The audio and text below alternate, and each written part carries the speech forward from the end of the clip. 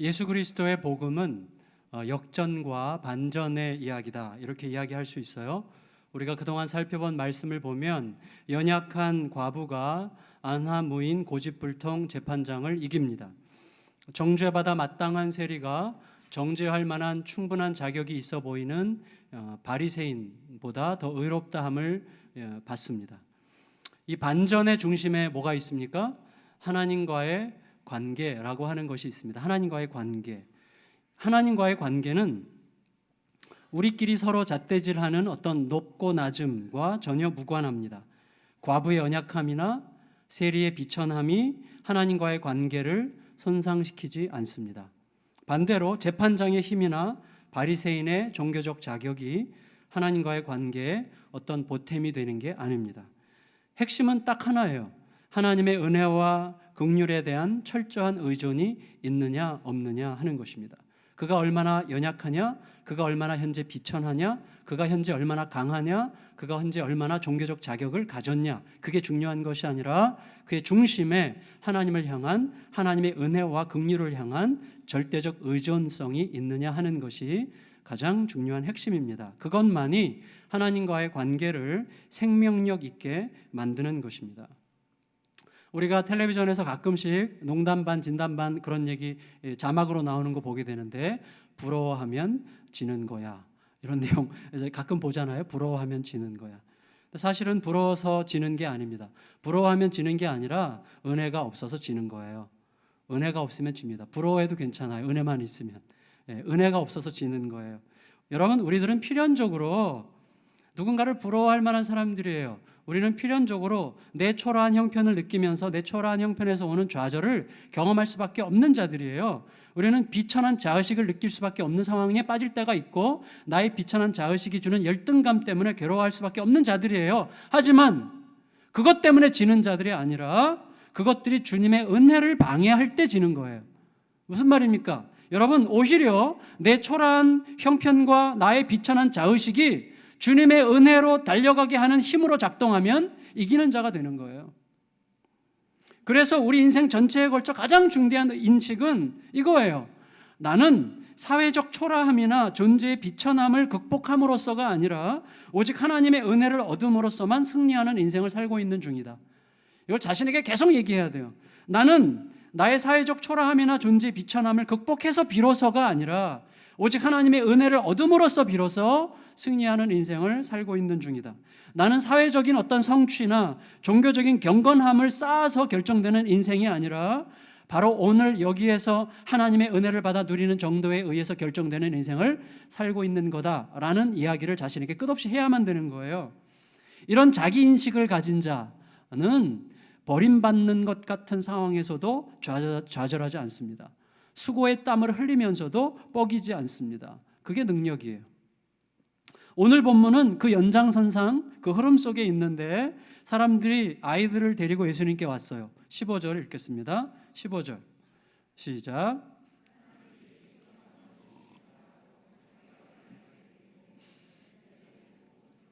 네, 사람들이 예수님께 왜 데리고 왔을까요? 축복 만져주심을 바라고 그랬으니까 축복해 주시기를 바라서 데려온 거죠. 유대인들에게는 풍습이 있어요. 랍비, 그 율법사들이나 장로들에게 우리 아이들을 데리고 가서 이제 축복기도 받는 풍습이 있어요. 특별히 7월 달에 속죄일이 있는데 7월 달 속죄일 저녁 때는 아이들을 쭉 데려가 가지고 이제 장로들에게, 율법교사들에게 축복기도 받는 관례가 있었는데, 저도 어릴 때 초등학교 2학년 때 기억이 나는데, 제가 몸담았던, 저희 가족이 몸담았던 전도관에서 교주 박태선 영모님께 스피리추얼 마더 영모님에게 이제 안수기도 받으러 줄을 쫙 섰어요. 저도 어머니에게 이끌려가지고 이제 갔는데, 눕혀놓고 이제 제 눈이 밝아지라 그랬는지 양손 눈을, 제 손가락 2개로 눈을 막 이렇게 누르는데 눈알이 터지는 줄 알았어요. 정말 얼마나 아픈지. 근데 이분이 눈이 맑게 해달라는 기도를 한 것 같은데 그 기도가 응답이 안 돼가지고 제가 지금 시력이 -9예요. 저는 안경 벗으면 장님입니다. 어쨌거나 지금 이 오늘 본문의 부모들은 예수님께서 만져주시면 뭔가 좀 잘 될 것 같은 그런 느낌, 아이가 복 받을 것 같은 느낌을 갖고 있어요. 아이가 잘 되기를 바라는 그 마음을 누가 뭐라 그랬습니까? 그건 굉장히 귀한 거고 소중한 거고 그래야만 하는 거죠. 그런데 이제 뭔가가 있어요, 거기에. 저는 이렇게 먼저 우리가 이야기해야 된다고 생각합니다. 뭐냐면 사람은 근본적으로 기복적인 종교적 존재다. 그렇죠, 솔직히 우리들. 여러분 이렇게 지나갈 때 여러분의 자녀들이 목사님이 이렇게 안수기도라도 해주면 뭔가 좀 복받을 것 같은 느낌이 들잖아요. 이왕이면 양 목사님 말고 정 목사가 이렇게 안수기도 해주면 좀 더 나을 것 같은 느낌. 이거 다 기복적인 거예요. 양 목사님이랑 저랑 무슨 차이가 있길래? 아무 차이가 없는 거예요. 사람들이 뭐 큰 목사, 작은 목사 이러는데 큰 목사가 어디 있고 작은 목사가 어디 있습니까? 양 목사님 저보다 커요. 근데 여러분 중요한 거는 뭐냐면 이런 인간이 근본적으로 좀 기복적인 종교적 존재라는 것을 반영해 주는 것 중에 하나가 요즘에 지금 미국에서 시작해가지고 남미랑 아프리카까지 퍼지는 소위 그 휴스턴에 있는 레이크우드라는 교회의 이제 현상인데, 레이크우드 교회가 사실은 한국에도 유명해요. 그 긍정의 힘이라는 책으로. 저도 그 책 읽고 처음에 상당히 공감도 하고 그랬는데 사실은 요새 이제 갈수록 그 책에 대해서 사람들이 의심하기 시작했어요. 왜냐하면 이분이 너무 강조하는 거예요. 예수 그리스도를 얘기하긴 하지만 예수 그리스도는 포장지 같고 그 교회의 복음은 예수가 아니라 긍정이라는 긍정의 힘인 것 같아요. 그래서 긍정적으로 생각하면 만사가 잘 된다. 사람이 행복, 평안, 건강, 만족 이런 것들을 속으로 생각하고 붙들고 계속 입으로 시인하면 누구도 방해할 수 없고 반드시 된다는 건데, 사실은 잘 생각해 보면 이게 남묘호랑교 같은 경우는 벽 앞에 서 가지고 남묘호랑갱교 이걸 이제 계속 막 반복하면 이제 부도 들어오고 건강도 오고 그런다는데, 이거랑 어떤 의미에서 다른 것인가? 이런 생각을 이제 하게 되는 거예요. 사실은 굉장히 좀 애매하고 어려운 거예요. 그리고 이 중에 긍정의 힘에 영향을 받고 지금도 좋아하는 분들은 불편하실지도 모르겠는데 저도 사실은 처음에는 불편했어요. 그런데 제가 예수 그리스도 중심의 복음적 삶을 한번 살아보겠다고 몸부림하면 할수록 왠지 그 메시지에 어떤 복음의 본질이 좀 빠져있다, 복음의 본질로부터 상당히 비껴가고 있다는 느낌을 자꾸 느끼게 돼요. 최근에 존 맥아더라는 세계적으로 복음적인 메시지로 유명한 권위 있는 목사로 인정받는 존 맥아더 목사님이 자기의 인상, 그 메시지에 대한 자기의 인상을 말했는데, 이분이 이렇게 비판을 했어요. 이분들의 메시지의 절정은 어디 있는가? 여기 있다는 거예요. 그 조엘 오스틴 목사님이 이런 얘기를 했어요. 나는 이런 신념이 진실되다는 걸 믿습니다. 왜냐하면 그런 믿음들이 나와 내 아내에게 성공을 가져다 줬기 때문입니다. 여러분도 우리 부부처럼 성공할 수 있습니다. 그래서 이 부분에 대해서 이제 이 존 맥아더 목사님은 다단계 사업을 하나? 이제 이렇게 이제 비난을 하셨어요. 왜 그런가 하면요, 이 영향을 받은 지금 남미의 또 아프리카의 많은 교회들이, 목회자들이 어떻게 설교하는지 아세요? 롤렉스 시계를 차고 와가지고, 여러분 이 롤렉스 시계 다 이런 것을 마음의 확신을 가지면 다 이런 거 찰 수 있어요. 여러분들도 막 금목걸이 보여주면서 이런 식의 메시지가 완전히 쓰레기가 돼버렸어요. 그게 이렇게 이제 확장되면서 참 무서운 거죠. 저는 이렇게 정리하고 싶어요. 세속적인 성공지상주의를 추구하는 기복적인 메시지는 모든 사람들의 마음에 막연한 희망을 줘서 사람들이 마구가게 막 꾸역꾸역 몰려들어요. 사람들이 그 교회가 한 주일날 모여 예배드리는 사람이 4, 5만 명이고 그 매주 250개 방송국에서 2억 명을 대상으로 방송을 해요. 설교를 굉장히 많은 사람들이 들어요. 근데 그게 무슨 현상이냐? 모든 사람들은 근본적으로 기복적 종교인이에요. 그런데 이런 기복적인 메시지는 모든 사람들의 마음속에 막연한 희망을 주고 소수의 사람들에게 그럴듯한 행운을 주고 다수의 사람들에게 명백한 절망을 준다. 이렇게 정의할 수 있어요. 근데 놀랍게도 사람들은 꾸역꾸역 계속 몰려가요. 왜 그렇죠? 일종의 인생 도박장이 거기 있기 때문에 그래요. 무슨 말이에요? 얼마 전에 텔레비전 보니까 강원도 카지노 주변에 1,000명 이상 되는 사람들이 지금 쪽방촌을 이루고 살아간다는 거예요. 이 사람들은 작게는 수억, 많게는 수십억씩 뜯긴 사람들이에요. 카지노에서. 근데 여전히 그 지역을 못 떠나고 혹시라도 나에게 다가올 긍정의 기적이 있을까 해가지고 여전히 그 지역에 머물면서 막노동하고 일당 받아가지고 그거 모아가지고 또다시 카지노에 갖다 쏟아부으면서 5년, 10년, 15년을 떠나지 않고 거기 살면서 자기 인생을 황폐하게 만들고 가족들의 눈에 피눈물을 흘리게 하는 그런 인생을 살고 있는 거예요. 얼마나 무서운 것입니까? 여러분, 물론 우리가 긍정적인 말과 긍정적인 사고방식이 너무나 유익하고 중요하다는 사실을 모를 리가 있어요? 우리 다 알고 있어요. 하지만 중요한 것은 예수님은 긍정적인 말과 긍정적인 사고방식으로 우리를 구원하신 적이 없어요. 오직 예수님 자신의 생명을 거신 십자가와 부활의 복음으로 우리를 구원하셨고, 우리가 그 능력으로 살아야지, 긍정의 능력이 아니라 십자가의 능력과 부활의 능력으로 살아가라고 우리에게 말씀하시고 가르치셨지, 그렇게 하지 않으셨다는 거예요. 여러분, 요한복음 5장에 등장하는 베데스다 연못에는요, 수많은 환자들이 치유의 기적을 목마르게 바라면서 긍정적인 생각을, 언젠가 나에게도 기회가 올 거야라는 생각을 가지고 목마르게 막연한 희망을 가지고 머물러 있었지만, 분명한 것은 예수 그리스도께서 거기에 가시기 전까지는 어느 누구도 구원받을 수 없다는 거예요. 예수 그리스도께서 거기 가시기 전까지는 어느 누구도 치유받을 수 없다는 사실입니다. 그게 중요해요. 여러분, 치유와 회복, 진정한 자유와 만족은 긍정적인 생각이 가져다 주는 것이 아니라 우리 주 예수 그리스도께서 가져다 주시는 것입니다. 이게 너무나 중요해요. 긍정적인 생각이 아무리 유용해도 예수 그리스도를 대신할 수 없어요. 더구나 긍정의 힘을 만사형통의 도구로 쓸 수 있다는 식의 주장은 우리가 가야 할 십자가와 부활의 길을 제대로 볼 수 없게 만들기 때문에 경계해야 되는 것입니다. 우리는 긍정할 수 있어요. 누구 때문에? 예수님 때문에. 예수님 때문에 우리는 적극적으로 살 수 있습니다. 누구 때문에? 예수님 때문에. 예수님 때문에 긍정적일 수 있고 예수님 때문에 적극적일 수 있는 것이지, 예수님 빠진 혹은 예수님이 포장지로만 사용되는 긍정은 무기력한 어떤 공허한 망상에 불과할 수도 있는 것이에요. 예수님을 포장지로만 사용하는 긍정은 운전대 없이 달리는 자동차와 비슷하다는 생각이 듭니다. 어쨌거나 저는 이 아기들을 예수님께 데리고 온 이 부모들의 마음속에 그게 있었다고 생각하는 거예요. 그런 기복적 의식이 있었다고 생각이 돼요. 여러분, 그게 다 나쁜 거 아니에요.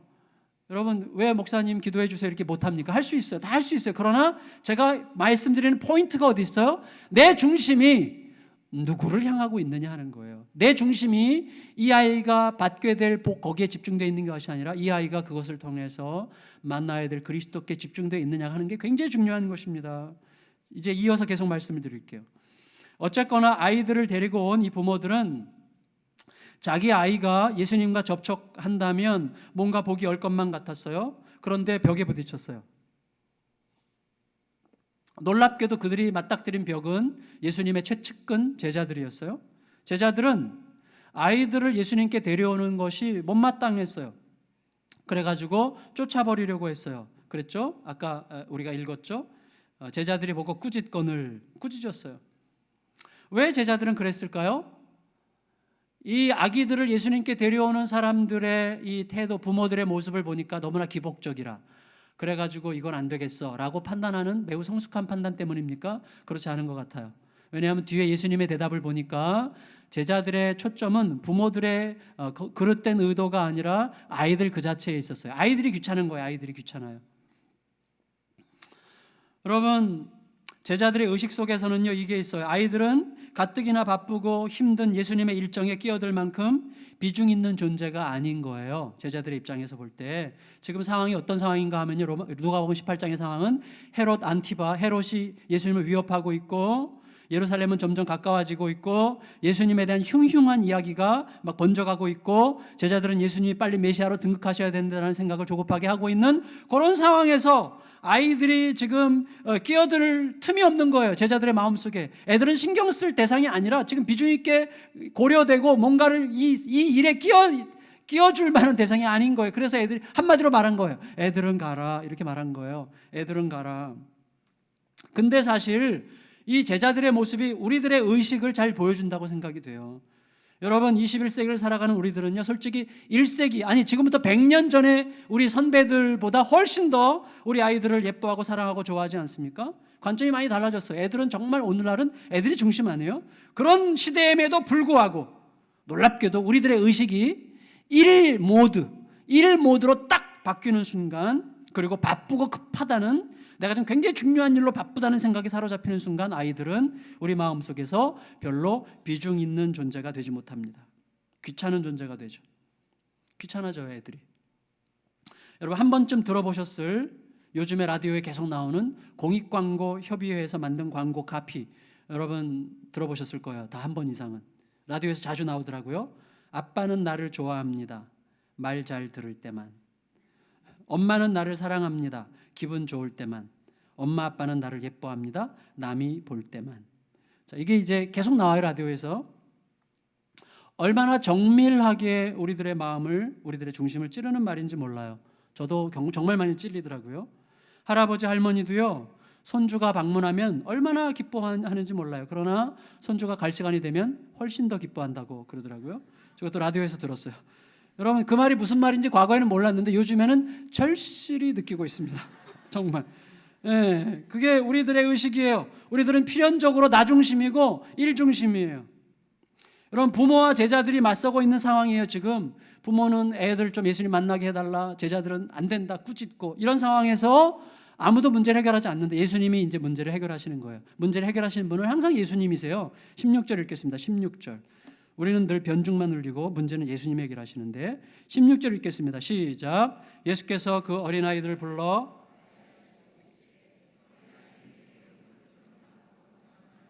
하나님의 나라가 이런 자의 것이니라.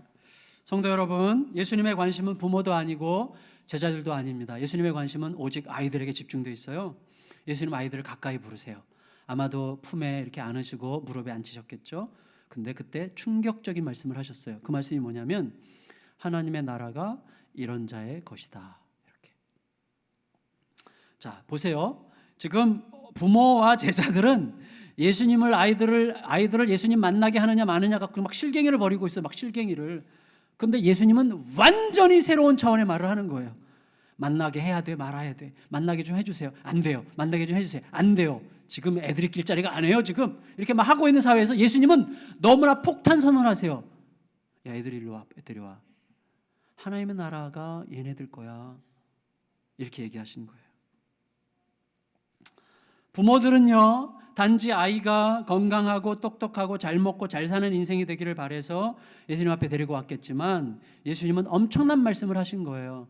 다시 말하면 예수님, 우리 아이 감기 걸려서 콧물 찔찔 흘리는데 우리 애가 좀 감기 좀 낫게 기도 좀 해주시겠어요? 그랬더니 예수님께서 얘가 왕이다 이렇게 얘기하신 거예요. 완전히 충격적인 거예요. 이거는. 여러분, 저는 이 말씀을 이렇게 가만히 들여다보면서 예수님께서 지금 제자들과 부모들 모두를 겨냥해서 경고하신다고 생각이 됐어요. 부모를 향해서는 이렇게 경고하시는 것 같아요. 너희는 너희 자녀가 건강하고 키 크고 공부 잘하고 잘 먹고 잘 사는 인생이 되기를 바라서 내게로 데려온 것이냐? 하지만 이 아이가 그 모든 것을 가진 후에 하나님 나라와 관계없는 인생을 산다면 그 모든 것들은 다 무슨 소용이란 말이냐? 그리고 또 이렇게 말씀하시는 것 같아요. 너희는 지금 이렇게 말할 것이다. 그러면 먼저 그 모든 걸 가진 다음에 하나님 나라를 그 다음에 구하면 되지 않겠어요? 라고 말하고 싶으니 하지만 나는 분명히 너희에게 말했는데 너희는 먼저 그의 나라와 그의 의를 구하라고 나는 너희에게 분명히 말했다. 자, 그건 무슨 뜻이에요? 먼저 그의 나라와 그의 의를 구하지 않으면 절대 그의 나라와 그의 그 의를 구할 수가 없습니다. 우리 자신을 가만히 보세요. 제가 지난번에도 말씀드렸지만 상황 봐가서 그때 가봐서 절대 못합니다. 그래서 목사님 상황 봐가서요, 그때 가봐서요 라는 경우는 저는 못한다고 생각해요. 못한다고 생각하면 정확해요. 상황 봐가서는 없어요. 먼저 그의 나라를 구하지 않는 사람은 절대로 그 나라를 구할 수가 없습니다. 근데 그 나라를 구하지 않은 사람은 모든 것을 잃는 거예요. 먼저 나 돈 많이 벌어놓고 나중에 장로 돼가지고 정말 교회 열심히 섬길 거예요. 지금 웃기고 계시거든요. 이렇게 말하고 싶은 거예요. 절대 그렇지 않아요. 왜? 그렇다면 예수님께서 먼저 그 나라와 그 의를 구하라고 하셨겠어요. 그렇지 않으면 그 나라와 그 의를 구할 수가 없어요. 마음을 정해야만 되는 것입니다. 예수님은 말씀하시는 거예요. 부모들에게 이 아이들이 하나님의 나라를 가지는 것보다 너희들이 더 원하고 바라야 되는 것이 무엇이겠느냐 이렇게 말씀하시는 거예요. 제자들을 향해서는 이렇게 말씀하십니다. 너희는 하나님의 나라가 너희들의 전유물인 양 그렇게 생각하고 있는 것인가? 너희들은 어째서 이 아이들이 하나님의 나라를 소유한 자가 되는 길을 가로막고 있는 것인가? 야단을 치고 계시는 것이죠. 사실은 마태복음에 보면 예수님께서 제자들을 꾸짖으셨어요. 이것들이 그냥 이렇게 얘기하신 거죠. 예수님께서요. 자, 그러면 생각해 보세요. 이제 중요한데 예수님께서 아이들을 이렇게 앉혀놓고 하나님의 나라가 이런 자들의 것이다 라고 말씀하실 때 그건 무슨 의미예요? 예수님께는 통찰력이 있죠? 그래서 나다나엘을 보시면서 너가 무화과 나무 아래 있는데 봤고 너에게는 간사한 것이 없고 너는 참 이스라엘 사람이야 라고 말할 때 나다나엘이 감동했죠. 어떻게 나를 이렇게 꿰뚫어 보실 수가 있을까? 감동했어요. 그 꿰뚫어 보시는 예수님의 통찰력으로 지금 예수님의 무릎에 앉힌 이 아이들을 딱 보니까 얘네들은 천국 갈 애들이라, 그래서 얘네들이 천국이 얘네들 거야 라고 그런 의미에서 말씀하신 것인지, 얘네들 때문에, 아니면 모든 이 세상의 어린아이들은 전부 다 하나님 나라를 소유한 자들이라고 말씀하신 거냐라는 말이죠. 어떤 거예요? 답이? 둘 다 아니에요. 답은 둘 다 아니에요. 왜냐하면 지금 예수님의 초점은 어린 아이들에게 있는 게 아니라 하나님의 나라에 대한 태도가 어떠해야 되냐에 대해서 말씀하고 계시는 거예요. 그게 17절이에요. 17절 읽겠습니다. 17절 시작.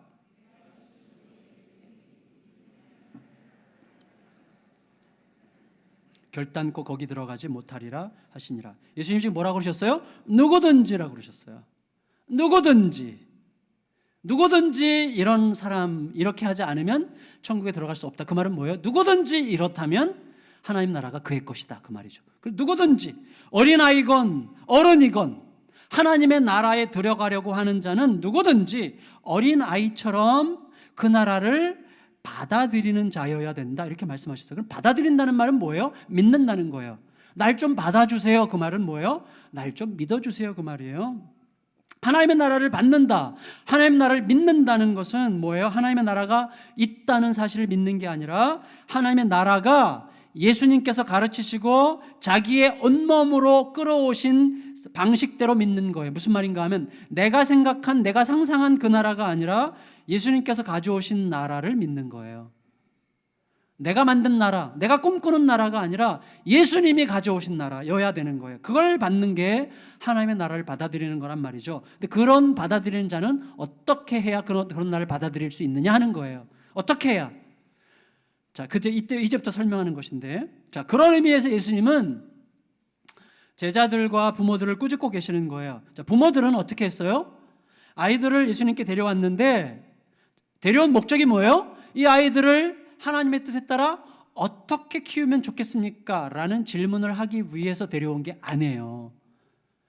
뭐라고 써요? 만져주심을 바라고, 다시 말하면 아이들이 복받기를 바라고 라는 정의를 이미 자기가 결정을 하고 데리고 온 거예요. 그러니까 예수님은 이 아이의 인생을 이렇게 키우면 좋겠다는 말을 하실 필요가 없어요. 그냥 복만 주면 되는 거예요. 부모는 그것만 기대했어요. 예수님의 마음과 생각이 무엇인가 하는 것은 별로 중요하지 않아요. 그 뜻이 무엇이건 관계없이 이미 자기들이 정한 분명한 목적을 가지고 온 거예요. 아이가 잘 되고 아이가 잘 됨으로써 우리 집안이 잘 되면 그것으로 충분한 거예요. 그 목적을 가지고 온 거예요. 그리고 그 목적을 예수님께 관철시키기 위해서 아이들을 준비시켜서 데려온 거예요. 아마도 제 생각에, 제가 상상해 보니까 아이들을 씻기고 옷 입히면서 아마 잔소리 꽤나 했을 것 같습니다.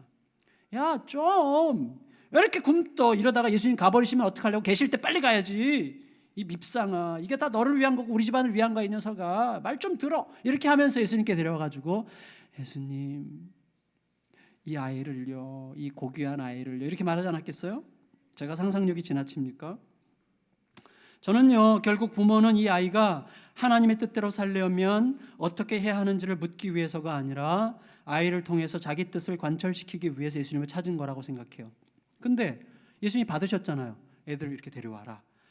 그 예수님께서 아이를 데려와라 하고 품으신 이유는 부모들의 욕망 어린 의도를 받으신 게 아니라 아이들을 받으신 거예요. 아이들을.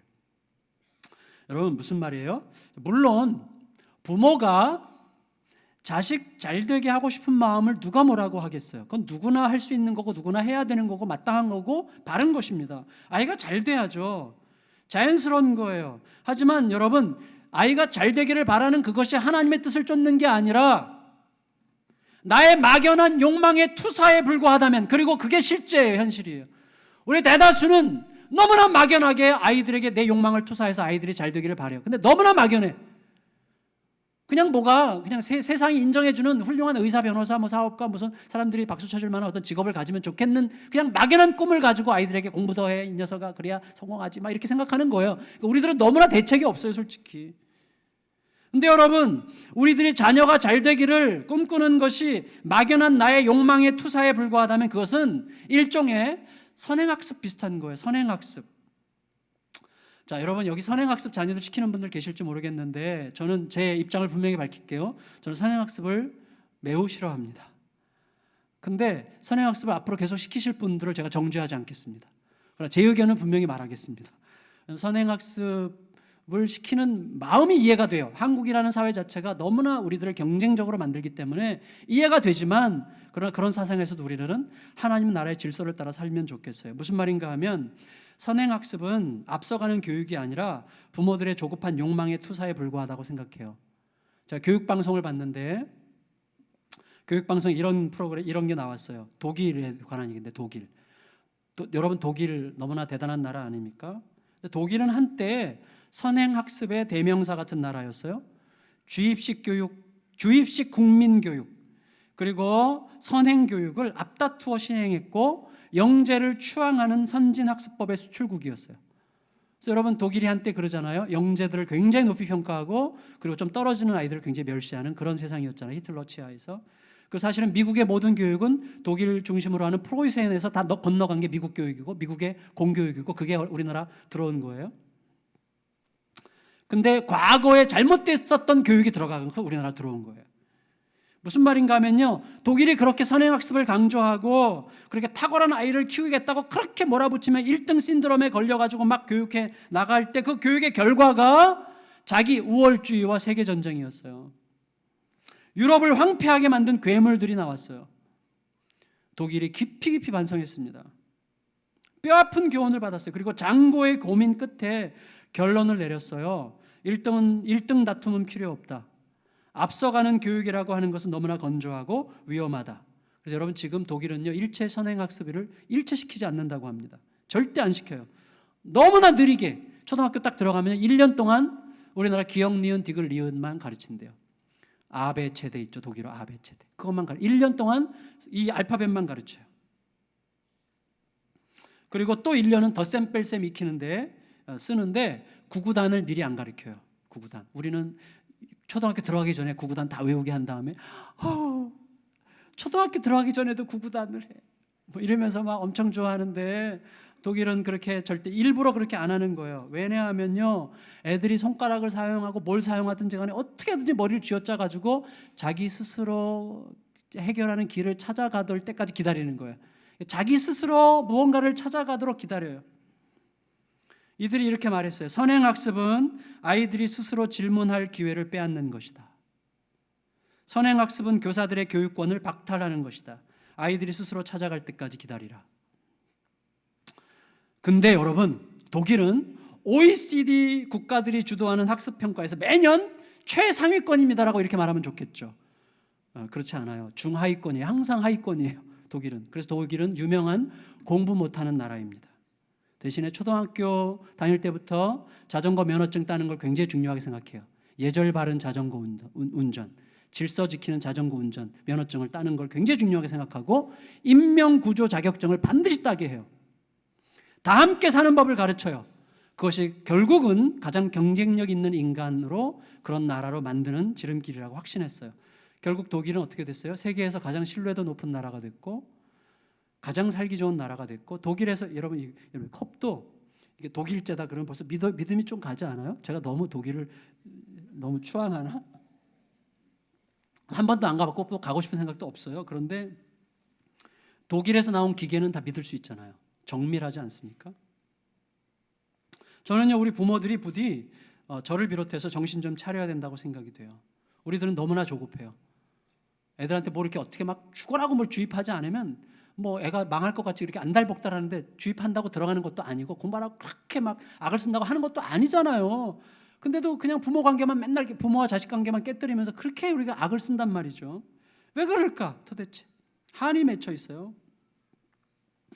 여러분, 저는요 정말 우리 아이들을 안전한 사람으로 키우기보다도 예수님을 품고 세상을 변혁시켜가는 창조적 개척자로 키우길 바랍니다. 우리들이. 아멘이 적어요. 다시.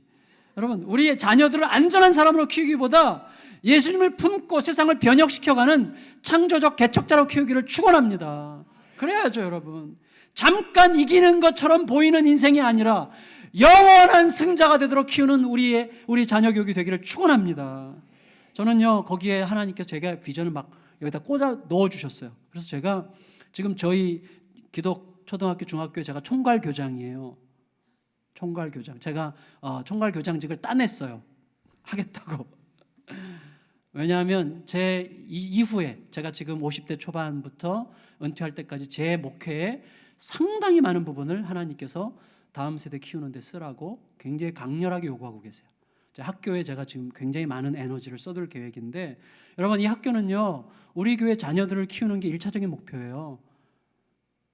형편이 안 돼서 못 보내는 분들은 어쩔 수 없고, 나중에 이제 제가 우리 학교에 펀드를 많이 만들어가지고 어려운 가정들은 그냥 배우게 하려고 그래요. 반값에 배우게 하든지.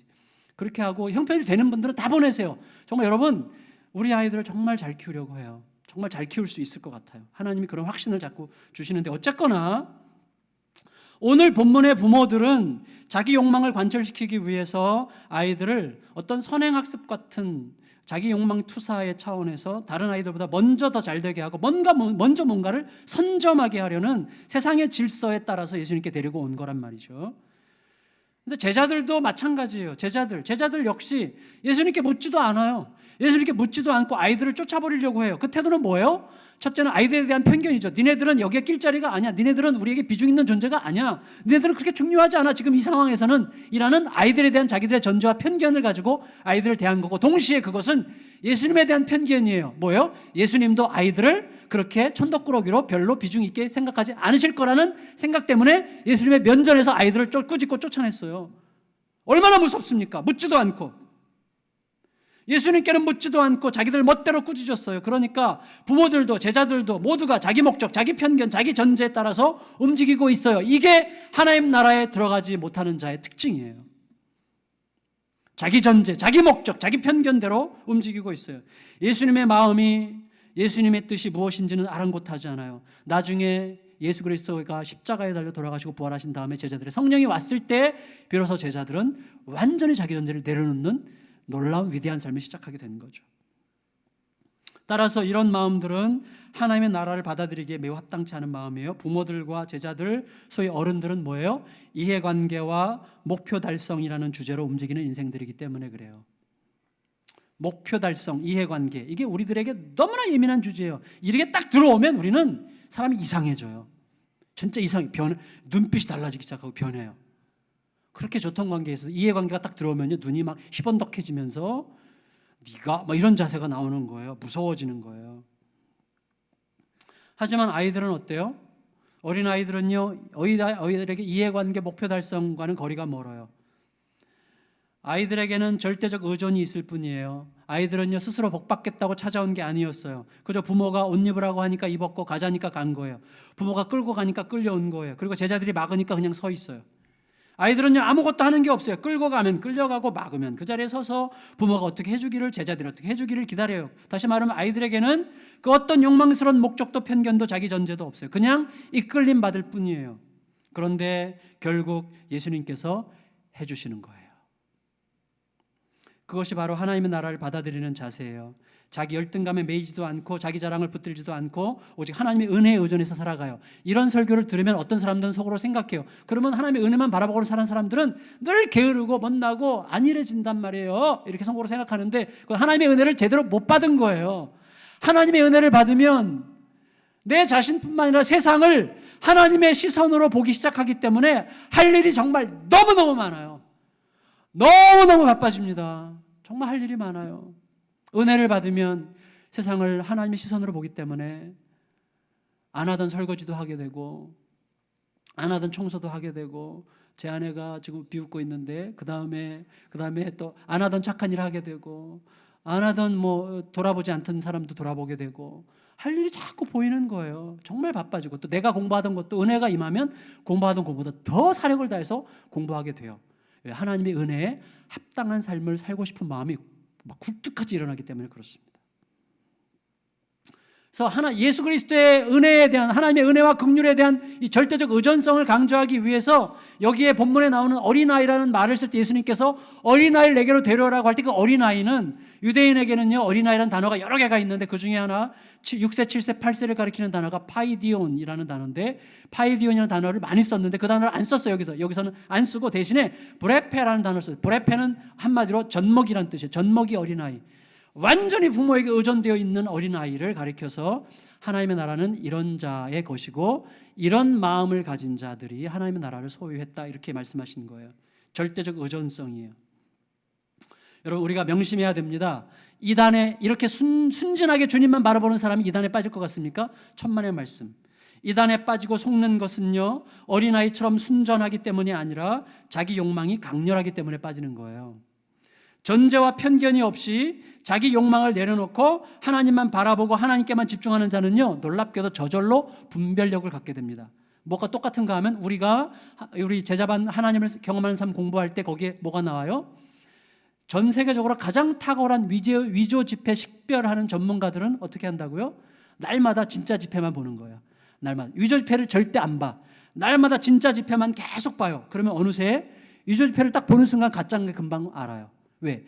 이 사람의 눈은 진짜 지폐에만 집중되어 있기 때문에 가짜를 보면 이게 가짜라는 걸 그냥 느끼는 거예요. 우리의 위장이 건강하면요 상한 음식이 들어오면 금방 느끼는 거예요.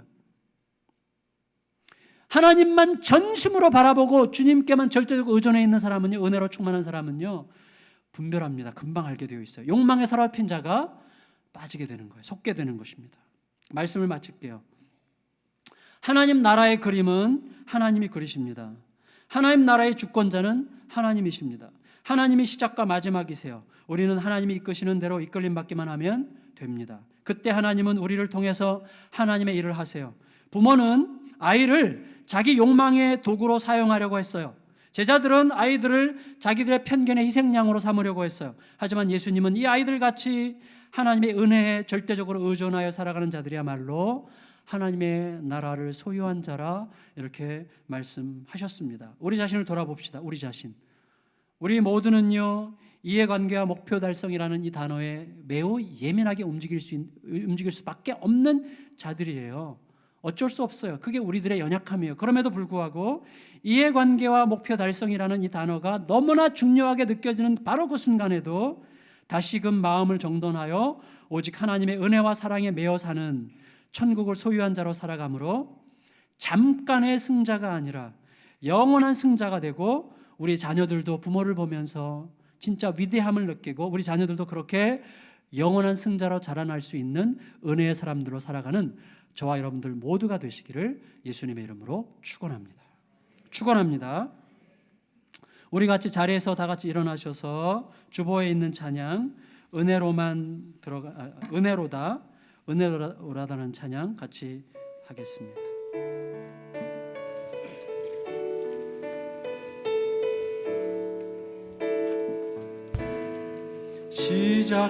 시작됐네 우리 주님의 능력이 나의 삶을 다스리고 새롭게 하네 자유하네 죄와 사망으로부터 나의 삶은 변하고 난 충만하네. 다시 한번 시작됐네 우리 주님의 능력이 나의 삶을 다스리고 새롭게 하네 자유하네 죄와 사망으로부터 나의 삶은 변하고 난 충만하네 은혜로다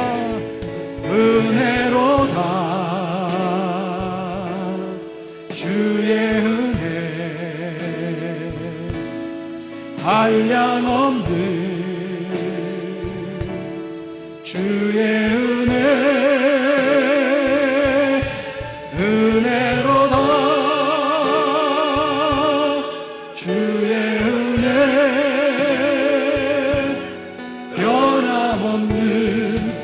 신실하신 주의 은혜, 은혜로다 주의 은혜, 은혜로다 주의 은혜, 한량없는 주의 은혜, 은혜로다 주의 은혜,